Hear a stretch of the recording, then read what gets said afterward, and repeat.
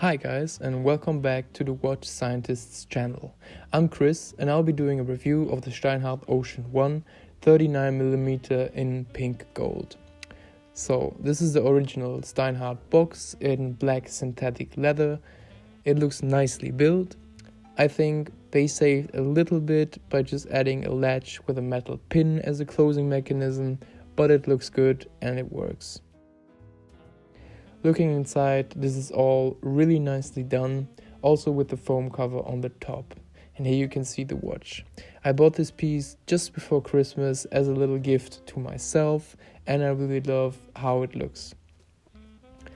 One thing straight away, it looks a lot like a Rolex Yachtmaster in Everrose gold, and generally most Steinhart watches take inspiration from Rolex design language, which some people might dislike, because this is what you would call a homage watch. A watch that is taking inspiration from another famous brand or iconic timepiece. In this case, the Rolex Yachtmaster one. All that beside, this is a really high quality homage watch, not to be compared to, for example, Panis watches, which is also a brand focusing on Rolex homage watches. Like I said, homage watches are a controversial topic in the watch community. I think this is partly because people think about the illegality of straight up replica watches who not only copy an expensive watch one-to-one design-wise, but also write the brand name and logo from the watch they copied on their own timepiece. This, by the way, is the part that makes replica watches illegal. Homage watches, on the other hand, are not committing this particular copyright infringement and only take inspiration of the design to some extent. This can vary heavily from one homage brand to the other. Some are putting their own style into a watch, others just copy the watch nearly exactly. But ultimately, you should buy the watch you like, as long as they are legal, of course. Personally, I don't see anything wrong with wearing a homage watch if, for example, you just like the look of a luxury watch but can't afford the real thing yet. As this is a controversial topic, we would like to dedicate a video to this in the future, if you guys are interested, of course. So if you are, just let us know in the comments below. But let's get back to this watch here. Steinhart is a very young watch company founded in 2001 by Günther Steinhart, who is still currently the president of the company. The Ocean 1 was his first model line, and it quickly became their most popular product, and is also the category this watch belongs to, as you can see with the inscriptions on the dial. Steinhart only sell their watches in a handful of shops, and if they do, it isn't dedicated specifically to the Steinhart brand, so they mainly do their sales over their online shop. This is a great part of their business model because this type of direct selling from the manufacturer to the customer does not involve a third party, which would bump up the price. This makes Steinhart watches almost unbeatable good value for money. You can get a Steinhart diving watch starting just under 400 euros, and what you get from it is pretty substantial. You get an ETA 2824-2 Elaboré movement, nicknamed the workhorse due to its robustness and reliability. It ticks away at 28,800 beats per minute and has a power reserve of 40 hours. As it is an automatic watch with an automatic movement, it has a rotating mass keeping the watch wound as long as you're moving your wrist around. As I heard, this particular movement does not like to be hand wound that much, so when your watch stops ticking, try not to wind it up by hand too often. Instead, just give it some movement without shaking it too much, of course, and it will start ticking again. It has a very beautifully finished case and applied hour markers in rose gold.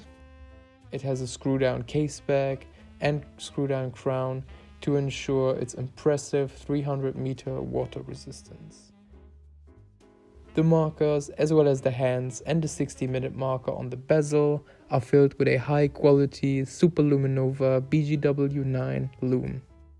It also has a sapphire crystal with a cyclops over the date window at the 3 o'clock marker. Here you can see the case up close.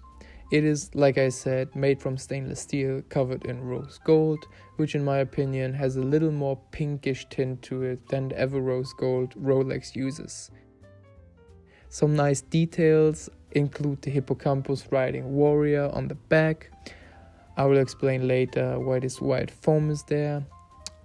And another nice detail, of course, is the Steinhart logo on the crown. And in the case where a Steinhart watch comes on a steel bracelet, Steinhart fabricates very well put together bracelets and firm and securely folding clasps. If you want to see these clasps and bracelets in action, just check out the review of the Steinhart Pepsi GMT on our channel. The bezel is made from ceramic, and in this case it has a matte finish and a polished finish on the 60-minute numerals. It is a unidirectionally turning bezel with 120 clicks per rotation, which means it has 2 clicks per second. It feels substantial and has a nice, precise, firm click to it and isn't wobbly at all, which can be the case for more cheaply produced Homage watch brands. The grippy teeth are skillfully machined and polished and give the bezel a very nice grip and look. But there are also some ocean ones with an aluminum bezel, more akin to the vintage diving watches, like for example the Rolex Submariner. So let's talk about the strap. Like I said, the silicone strap you see here isn't the original strap. Here you can see the original strap, which I keep in this Strapco pouch. It's made from black leather and has a Steinhart rose gold buckle with a Steinhart brand name inscribed on it. I thought it was strange that the 39mm version originally came on a leather strap. Firstly, because the 41mm version comes on a silicone strap, and secondly, because this is effectively a diving watch and leather isn't really what you would put on such a watch. When I bought the 39mm version, I knew I would want the silicone strap, as I didn't like the look of the leather strap. I find it fits the watch way better as it looks sportier, and the strap actually hugs the case, unlike the leather strap, which left a weird gap between the case and the strap. This Strapco strap cost me about $50 and I really like the look of it. The quality of the rubber is really nice and generally the clasp folds well, but the securing safety clasp is a little wobbly, which you can see in this part of the video. Other than that, the strap didn't completely fit my case, so I had to get creative in order to get rid of the gap, and that's why I put some white foam between the watch and the strap to make it push against the case and close this gap. It definitely does not look great looking at the case back, but as I won't be looking at it too much, this works for the moment. The 41mm was a little too big for my wrist, but unlike the 39, it came with a Steinhart's own rubber strap. When I went to their shop in Aachen in December, I didn't like the look of the strap on the 41mm because it had intermediate links between the case and the strap, which was not really to my liking.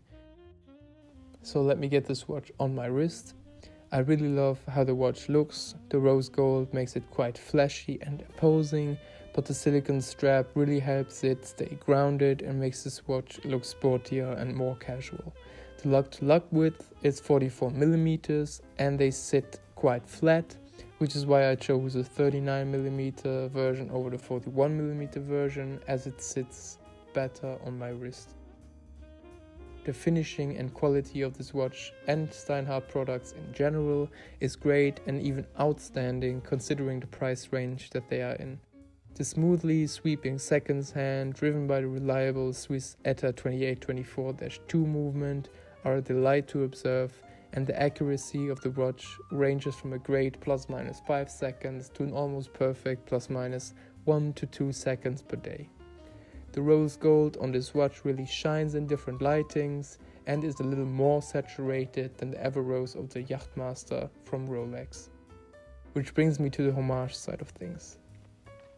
If you don't like Homage watches, this Steinhart probably isn't for you, but if you don't mind or even really enjoy the strong inspiration Günther Steinhart took from the crowned original, you should really take a look at some of the watches the Steinhart watch company is offering.